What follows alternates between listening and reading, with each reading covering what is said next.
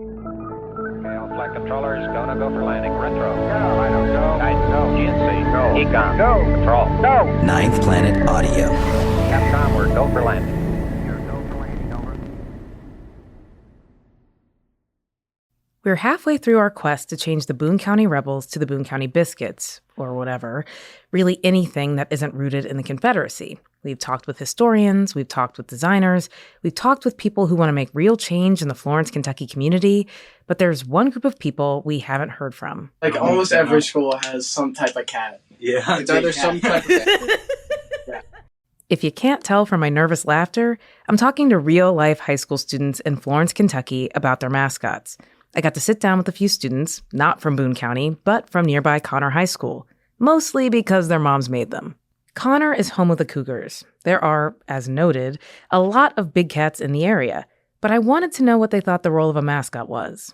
And if you could change the mascots, what would you change them to? I don't really know what I would change it to, but definitely something that represents school as a whole, but also something that, like, encourages people. I feel like it's important for the mascot to be kind of funny. Like, some of the mascots just stand there. Yeah. Yeah, it should be a little interesting. They're not, like, engaging. It's kind of like a boring concert. Most people at our school do like it. Yeah. It gives people, like a base to say that they went to that school. Yeah. They don't just say, oh, yeah, I was a part of the Connor High School basketball team. It makes it sound more, like, You get to important, say, I like, guess. I was a like, Cougar. Appreciated. Yeah. Or something. How important is it for you to have, like, a physical mascot, like, in the school or, like, at the games and stuff? I feel like it gets us more involved, like, with the school a little bit. It just makes us feel like more into it. Yeah, I guess. I feel like we're more a part of Yeah. it. Yeah, I feel like the mascot kind of represents me in a sense. Like, Yeah, I'm not right. like actual me, but Yeah. the audience. Yeah. They get it. You get it. A mascot isn't just a silly costume. It's a big deal for school spirit. And here's the thing, it cuts both ways. A bad mascot can make you feel like an outsider, like you'll never quite belong. But a good mascot, it's something you can rally around, something you can high-five or even hug. A good mascot makes all the difference. And today, we're going to learn what makes them work from some of the people who have created the most memorable mascots of all time. I was a lady rebel. Like, what does that even mean? The Boone County Rebels will stay the Boone County Rebels with the image of... It's right here in black and white in print. They might bigger than a flag or mascot. Anytime you're trying to mess with tradition, you have to be ready for serious backlash.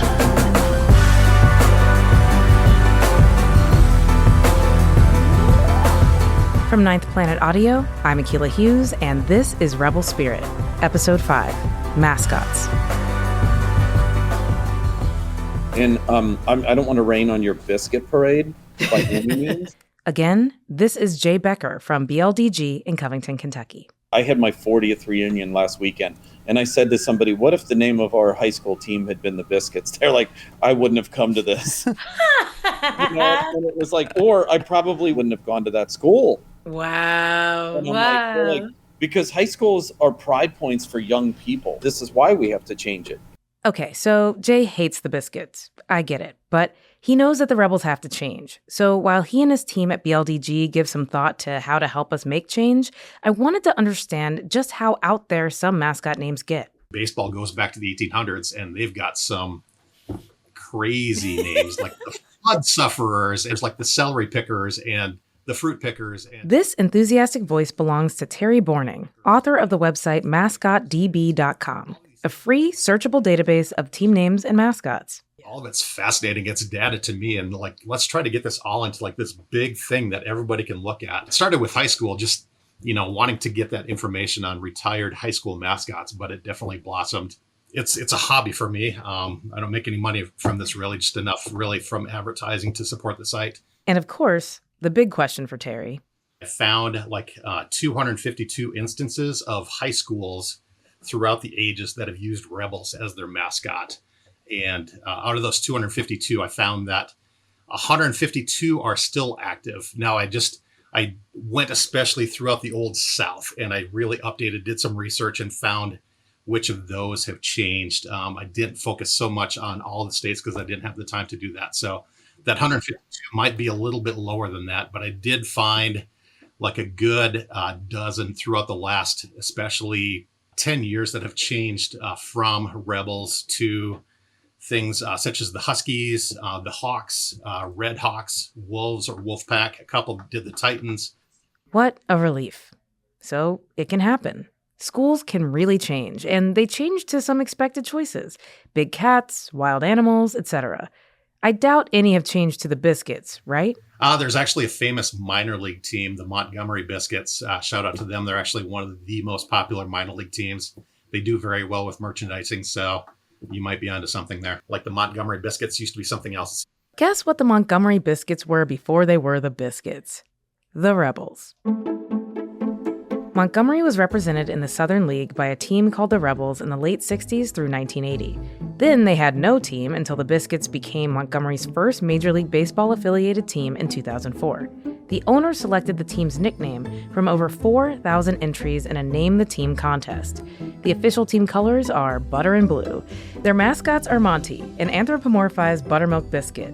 And on field, they have Big Mo, an orange anteater that loves biscuits. Hard same. Speaking of large, giant orange mascots, you bring kids to a game and they could care less about what's going on, but like they come home with a Gritty t-shirt, and they saw Gritty on the screen, or they got to meet him. And then like you have that connection to the team that when you grow up, it just never leaves. Brian Allen is an illustrator and creative director living in the Bellefonte area of Pennsylvania. He's worked with major brands and bands like Metallica, Hulk Hogan, and Activision. But his most famous creation is the Philadelphia Flyers mascot, Gritty. I don't know many names of mascots, I mean, I know the Fanatic, I know Gritty.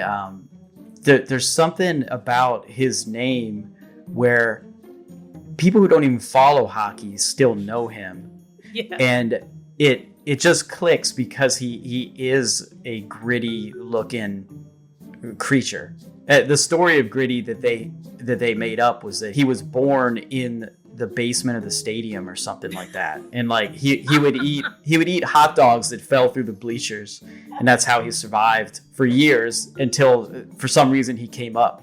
Gritty, for the uninitiated, is the NHL mascot for the Philadelphia Flyers. He's a neon orange monster with a cascading orange beard and Cookie Monster-style googly eyes that look more deranged serial killer than Sesame Street. While most mascots are there for fun and to take pictures with kids, Gritty has more of an edge, very much in line with the culture of Philly, a city whose sports fans have a well-deserved rowdy reputation. He deliberately shoots t-shirts at fans, slips on the ice a little too often, and has cultivated an unapologetically assertive social media presence. But Gritty almost didn't exist. I had someone from the Flyers marketing team reach out to me just a few months actually before they were going to release Gritty. At the time, I didn't know that the Flyers were even creating a mascot. It was secret. They had been working with another company before they worked with me. They weren't liking what they were getting because everything they were getting was kind of friendlier and nicer. And they found some artwork of mine that I had done for another team, or I think it was a commercial. And I had a tiger that was kind of had an attitude to it.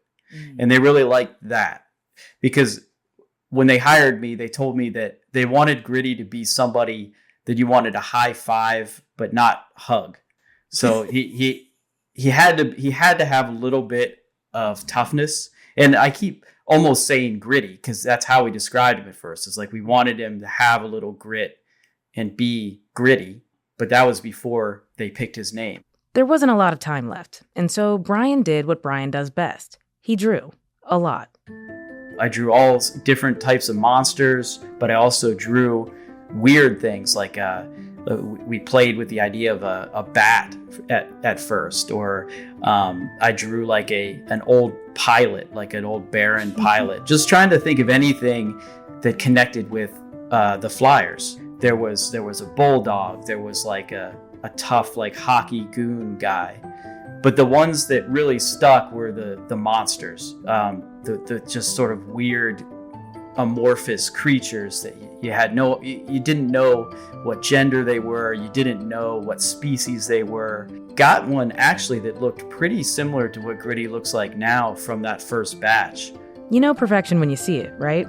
Well, almost. He had wings at one point, so then you put wings on him and you start thinking like, are they feathered wings? Are they insect wings? Then we decided wings were really dumb and we took them off, luckily. Brian drew and redrew, working with the art director of the Flyers until finally Gritty was Gritty. They eventually ended up with a 3D turnaround drawing where you can see a front, side, and back view that Brian handed off to the costume company to sculpt it into life. Brian saw Gritty at the same time we all did, when he skated out on the ice for the first time. And this moment, the moment that Gritty was first introduced to the world, was why I wanted to talk with Brian. Because while everyone loves Gritty now, when he was first introduced, well, the Philadelphia Flyers have a new mascot, and fans are saying, what the? That's 7-foot-tall Gritty. Gritty unveiled today in front of a group of kids, probably scarred for life. Yeah, those kids should be scarred for life. Gritty is fucking horrific. The Philadelphia Flyers are being mocked online for their new team mascot, which is a 7-foot-tall fuzzy creature named Gritty with a long orange beard, googly eyes, and I assume a dime bag of mostly stems. And everyone's saying it's hard to tell exactly what Gritty is supposed to be. Is he a Muppet? Is he a Yeti? Is he some kind of Bigfoot? Nobody has any idea. Yes, listener, it's hard to remember now, but when Gritty was first introduced, he was mocked mercilessly, and Brian was there watching it all unfold in front of him. I always get nervous whenever something big like this is revealed, but I thought it would just be local. So I thought the only people who would care would be people from Pennsylvania. So certainly didn't expect it to be on like the John Oliver show and Conan. This is an interesting fact. Gritty was actually the first mascot ever based on the crayon drawings of a 5-year-old who saw his parents murdered. We had no idea how big it would get, and that is in a large part due to the excellent work of the marketing team at the Flyers. They really did an excellent job of just rolling with the criticism and the reaction and having fun with it and answering back in a way that they didn't apologize for it, basically. The Pittsburgh Penguins tweeting, LOL okay, to which Gritty responded, sleep with one eye open tonight, bird. Holy shit, Gritty, calm down. They're just engaging in some inter-team banter and you've gone straight to I will murder you in your sleep. And I think that just made him stronger. And then eventually people kind of forgot that they hated him. And because a lot of times I'll tell people that nobody liked him at first and they don't even remember that part, which is fantastic. People remember what they want to remember. And what people remember now is that Gritty is a perfect mascot for today. Edgy, but fun. An anti-hero in orange fur. I remember it turning around because people started sending me their fan art of Gritty. People started making cakes out of him and then getting tattoos. And that was where I finally felt comfortable and good about it. Gritty's story is the triumph that's almost too wild to believe. He went from being a bomb to a hit in just 24 hours. Today, he's adored as much as his monster compatriot, the Philly Fanatic. The numbers support this, from the revenue generated by his sold-out merchandise to having more followers on social media than any other mascot in both professional sports and college teams across the nation. He's a lot like the story of the Yalls, pushing the boundaries of what a mascot can be while serving as a unifying beacon for the community. There's a safe way to reveal a mascot, and they went the opposite direction, and I think it really paid off. Brian designed Gritty, but an entire team of artists and sculptors had to create the mascot. We're going to see what it takes to go from designing features to dancing in the bleachers when we return. I like to consider myself more of a sort of midwife to mascots. I don't necessarily create them, but I certainly bring them into being and ensure their healthy start in their life forward. This is Mary Hickey Panayotou. Mary has been making mascots and costumes in Chicago since the 1970s. She owns Chicago Costume, an enormous costume shop that was around long before Spirit Halloween cornered the market. And Chicago Mascot is where she makes, you guessed it, mascots. If you love a mascot, there's a good chance it was made by Mary and her team. She's made mascots for the Minnesota Vikings, the Seattle Seahawks, the Utah Jazz, the Chicago White Sox. When Kellogg's needed a Tony the Tiger, they called Mary. When Cheez-Its needed a giant Cheez-It character, that was Chicago Mascot as well. Mary's reputation in the mascot industry is second to none. Her Instagram is literally Mascot Maker, and that comes from her association with one particular mascot.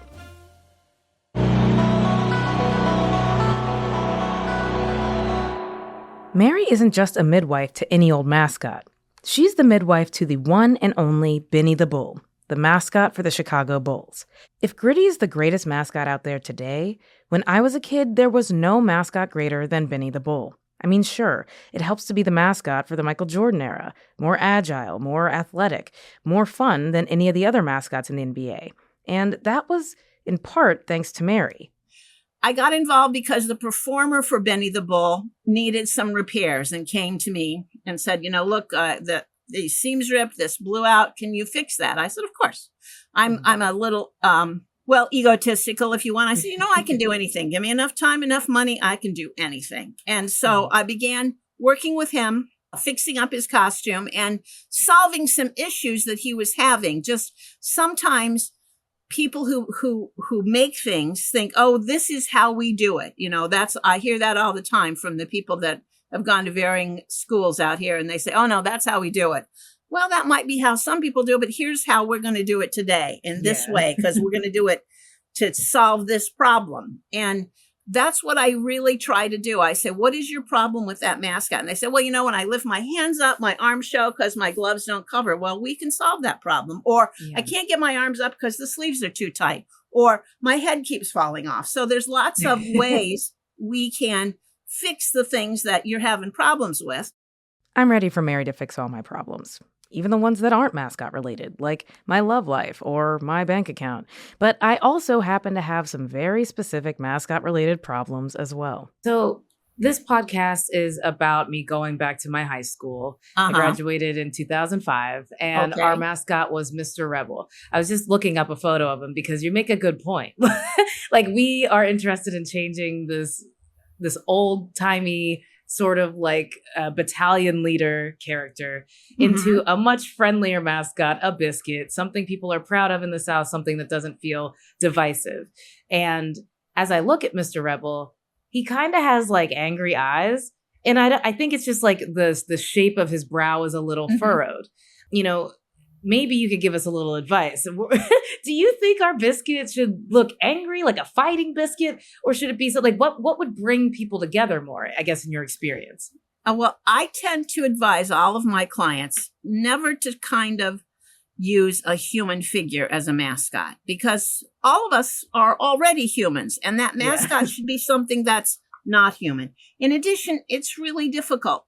We as humans react to things that look like us. So in any animal or shape, and I've done a lot of shape mascots, we really want to see eyes and a mouth. We can't really identify or connect emotionally with somebody if we can't see eyes, if there's not a connection there. So those are the parts you want to pay attention to.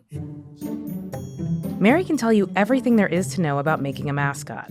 She can tell you that the head can't be too heavy. I never want to build and ship a head that is over 5 pounds. 5 pounds is too much to carry on the muscles of your neck. She can tell you what materials you can and can't use. There's a lot of materials that used to be used to make mascots that they don't even make anymore because they've been proven to cause cancer, for instance. There's people that say, oh, can't you use fiberglass? And I'm like, yeah, no, you can't. Oh my God.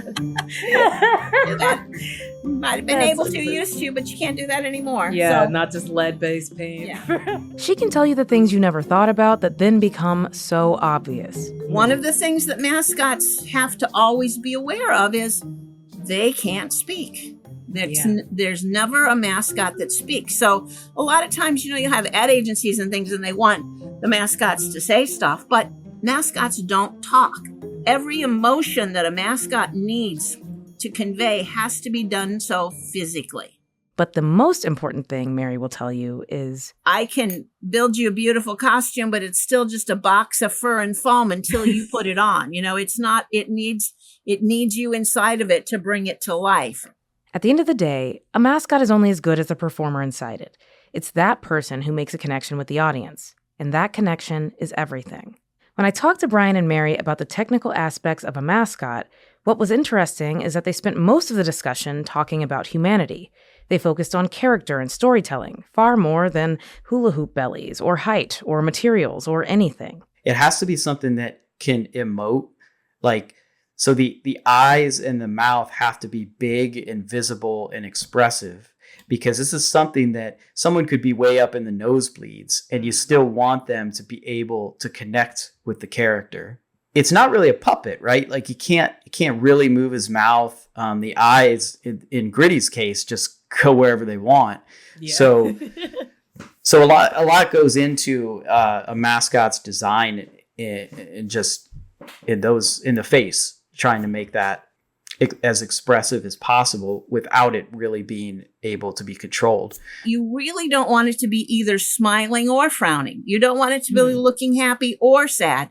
You want whatever face that you see to be able to be moved in any direction that you want that audience member to feel by what you do with your body and with the rest of it. So that's a real important thing. If you make something look too crazy or too mean, you can never go the other direction. You've got to remain really neutral. And often it's really subtle. Like, where do you put the little flash of the eye? How much do you put that smile line in? You've got to just temper it ever so slightly so that you still see a neutral looking face until they start waving arms and doing things with their body that say they're either excited or sad. It doesn't matter if it's a biscuit-eating anteater or a Gritty or a fanatic at the end of the day. What it needs to be is something that we can feel with our gut is speaking to the highs and lows of a sporting event. Mania, enthusiasm, shame, joy.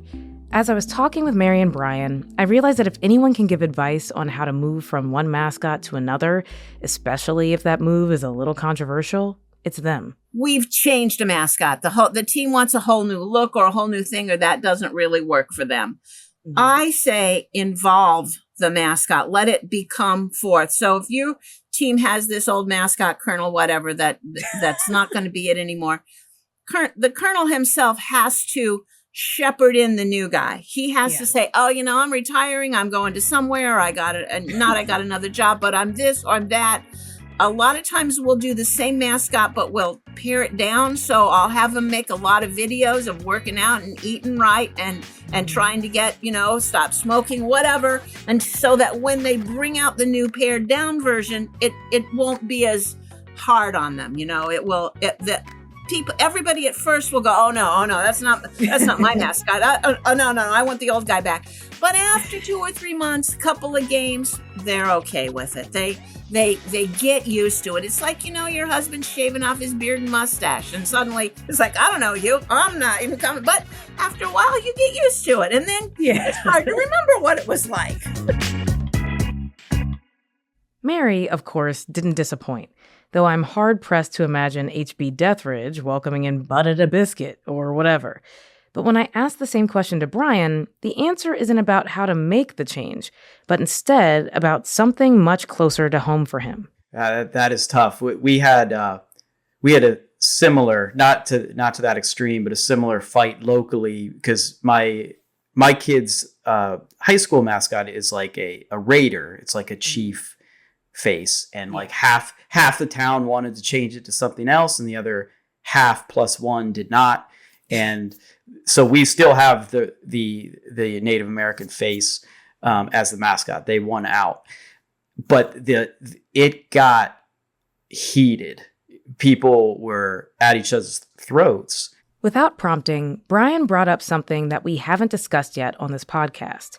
If you're telling the story of trying to change a mascot in America, you have to tell the story of the decades-long fight to remove Native American stereotypes and offensive imagery from sports.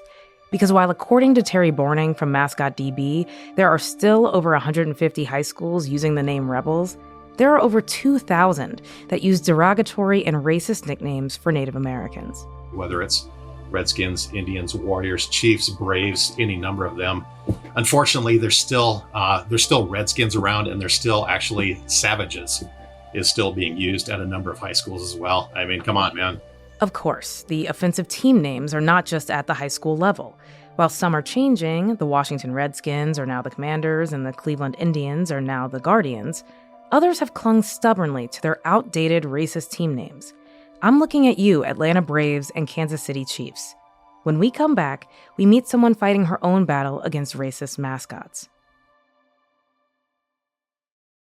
I live outside of Kansas City. I live in Lawrence, Kansas, which is like 45 minutes away. This is Rhonda Lavaldo. I've heard from parents that have kids in the local school district who get mocked by the CHOP when they might be athletes and they're playing sports. And I went to a concert. I went to see 30 Seconds to Mars, and they were doing the CHOP there. And I'm like, oh my gosh.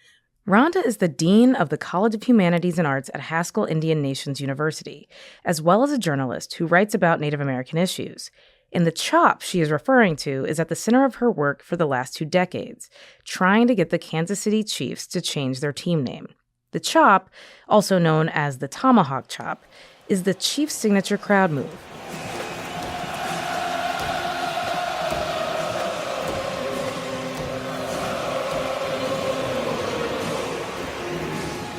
The Atlanta Braves and the Florida State Seminoles also do this move. You know, when we say it's not just at the game and it's not like I cannot watch the game, it's everywhere. It's in grocery stores. It's over the radio. It's on billboards. You know, we're faced with this.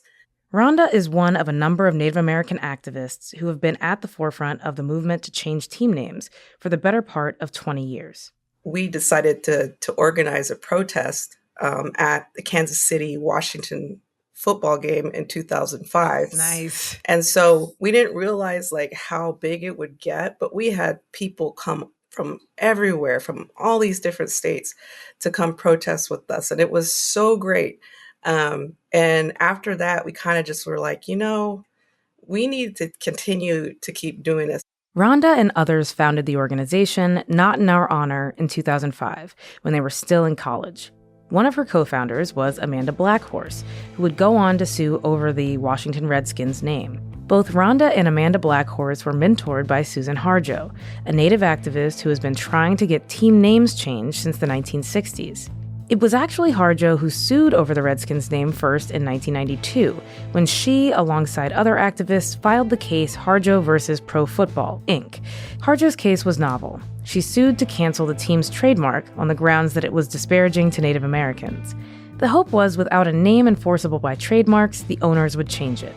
Harjo's case was victorious in 1999 when the Patent and Trademarks Office canceled the Redskins trademark before being overturned on technicalities in 2003. It would continue to wind its way through courts before finally being decided in favor of the Redskins in 2008. Blackhorse and others picked up the case and sued again in 2012, citing instances of 12 rejections of the name Redskins by the Trademark Office on grounds of the word being disparaging since the original case in 1992. The Blackhorse case was victorious.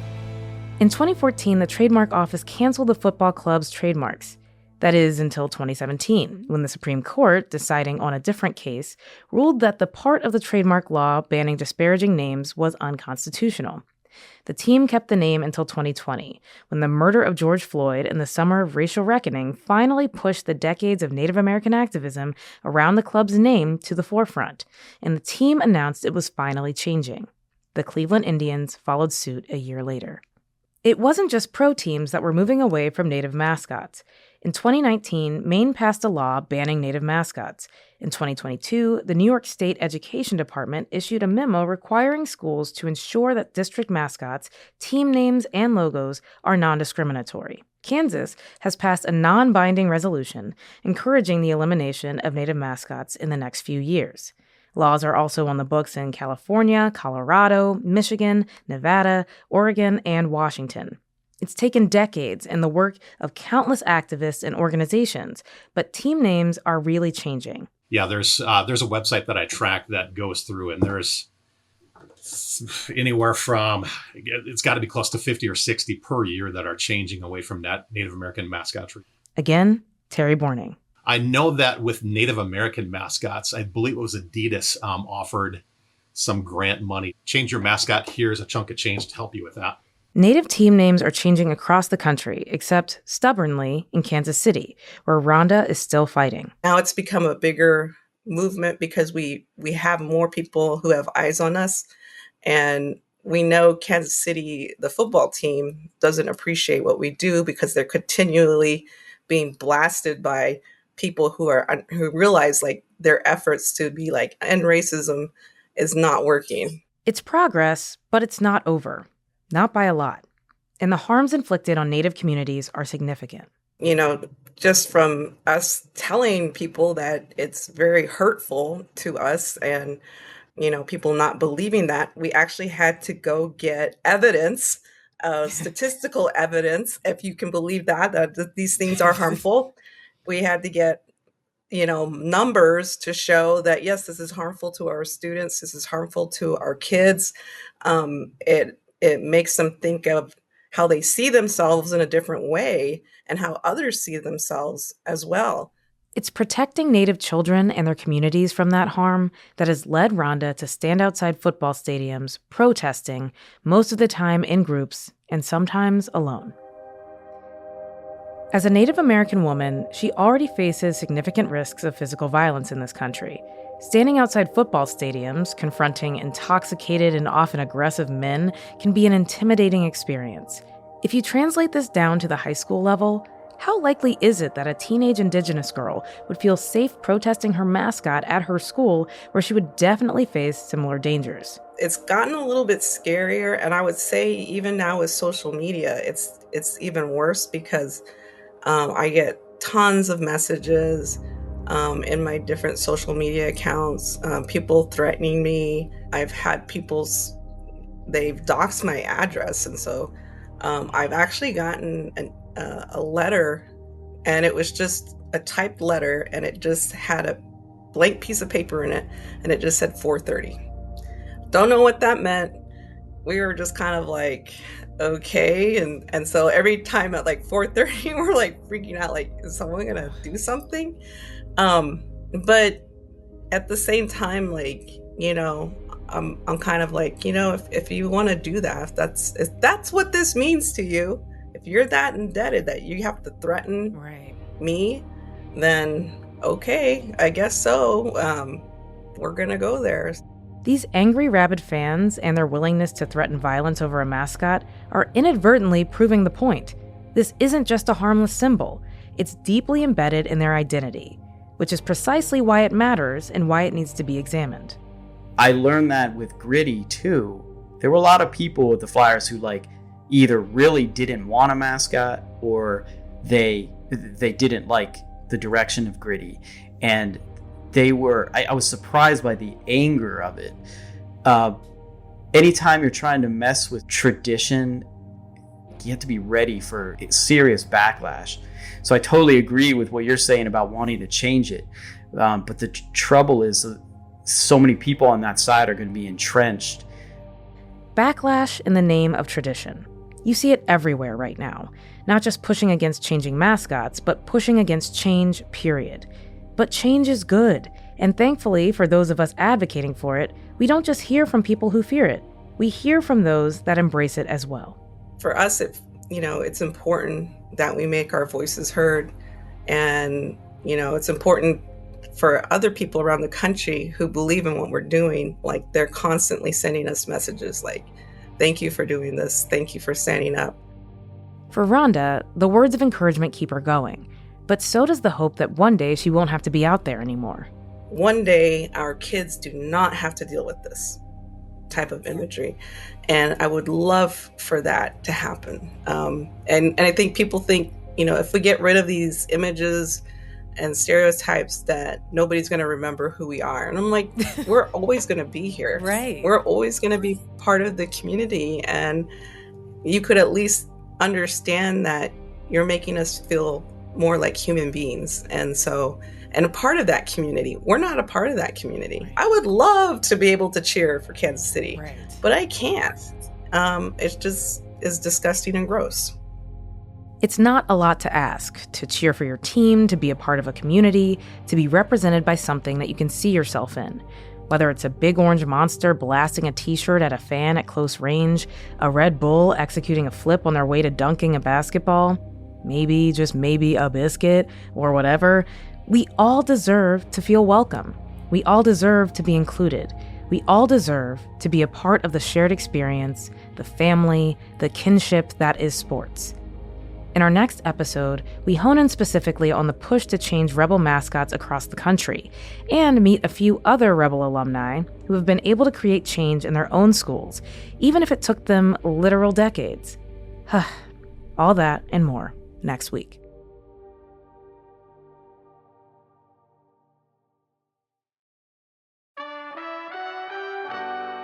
Rebel Spirit is a production of Ninth Planet Audio in association with iHeart Podcasts. Reporting and writing by me, Akilah Hughes. I'm also an executive producer and the host. Produced by Dan Sinker. Edited by Josie Azam. Our assistant editor is Jennifer Dean.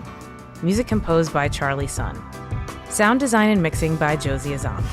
Our production coordinator is Kyle Hinton. Our clearance coordinator is Anna Sonnenschein. Production accounting by Dilpreet Singh. Additional research support from Janice Dillard. Special thanks to Jay Becker and the whole team at BLDG, the Florence Yalls, Amber Hoffman, and Leslie Chambers. Executive producers for Ninth Planet Audio are Elizabeth Bakewit and Jimmy Miller.